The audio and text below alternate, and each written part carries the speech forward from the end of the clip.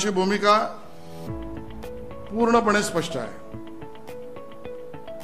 या ठिकाणी मला उल्लेख करायचा आहे तो म्हणजे जो काही मोर्चा काढण्याचा प्रयत्न विरोधी पक्षाने केला तुमच्याच भाषेत मनसे व मविया, हे कोण कोणाच्यात आहे अजून स्पष्ट व्हायचंय, पण जे काय असेल ते, त्यामध्ये उद्धव ठाकरेजी असं म्हणाले, देवेंद्रजी तुम्ही महाविकास आघाडीने केलेल्या गडबडीची उदाहरणे दाखवाच, दूध का दूध पाणी का पाणी होऊ दे, हे विधान उद्धवजींचं।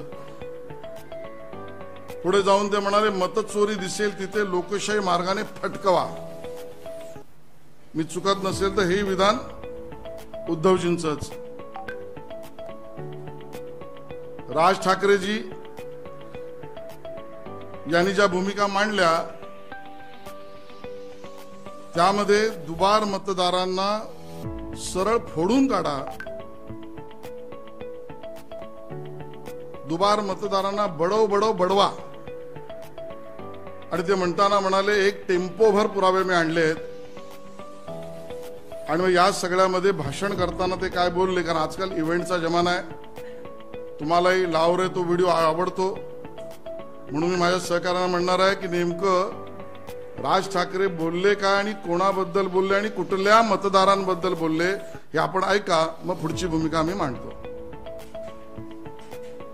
4500 मतदार हे कल्याण ग्रामीण, डोंबिवली, मुरबाड आणि भिवंडी मधले मतदार आहेत।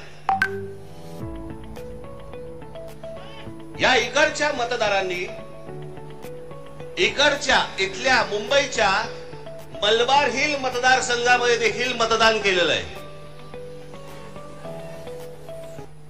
4500 मतदार हे या ठिकाणी राहणारे यांनी मलबार हिल मतदारसंघामध्ये मतदान केलेलं आहे। त्यातल्या अगदी नावाला म्हणून मी तुमच्यासाठी हे एवढे मतदार आहेत, हे एवढ्या लोकांनी हे तिथे राहत आहेत, तिथेही मतदान केलं आणि मलबार हिल मध्ये देखील मतदान केलं। ह्याच्यातली म्हणून मी आता जस्ट फक्त 3 नावं आणली, प्रभाकर तुकाराम पाटील, राम माधू भोईर आणि गजानन पुंडलिक भोईर, ही त्यांची मतदार यादी आहे। या मतदार यादीमध्ये त्यांनी त्या मतदारसंघांमध्ये देखील मतदान केलेलं आहे आणि मलबार हिल मतदारसंघामध्ये देखील मतदान केलेलं आहे। असे लाखो लोक आहेत महाराष्ट्रभर की जे या मतदानासाठी म्हणून वापरले गेले। आपण ऐकलं असेल राज ठाकरेजी यांनी जी भूमिका मांडली, जे मतदारसंघ सांगितले ते कल्याण ग्रामीण, डोंबिवली, मुरबाड, भिवंडी,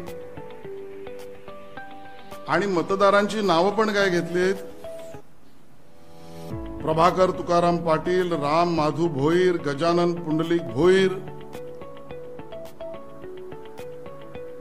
तुष्टीकरणाचा कळस घातला या लोकांनी, तुष्टीकरणाचा। निवडणूक यादी विशुद्धच असली पाहिजे, ती शुद्धच असली पाहिजे,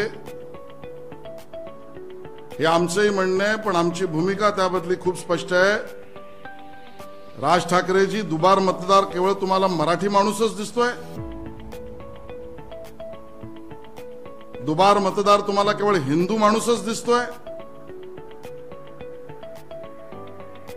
बडव बडव बडवायची भाषा तुम्ही या मराठी आणि हिंदू आणि दलित मतदारांबद्दल करताय, कारण आडनावावरनं जायचं असेल तर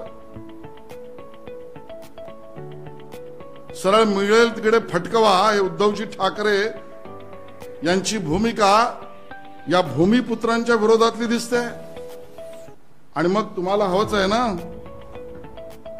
तर आम्ही यादी आणली आहे। मी आता 8 वर्गीकरण आपल्या समोर मांडणार आहे आणि आपल्या स्क्रीनवर सुद्धा माझी विनंती, आपण ते जरूर पाहावं, बारकाईने पाहावं, त्याचा अन्वय अर्थ मी नंतर मांडतो। या 8 वर्गीकरणामध्ये असलेल्या ज्या मतदार किंवा दुबार मतदाराच्या याद्या आहेत, या तुम्ही नीट बघितल्या तर तुम्हाला लक्षात येईल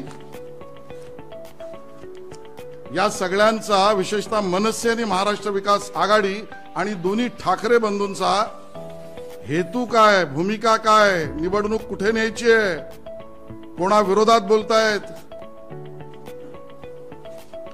पहिला वर्गीकरणाचा प्रकार आहे, या ठिकाणी मांडा जरा. थोडं इथली लाईट बंद केली चालेल का? मला दिसत. नवीन नवीन घडामोडी पाहण्यासाठी आजच आम्ही मुंबईकर 24 तासला लाईक करा, सबस्क्राईब करा आणि अपडेट रहा.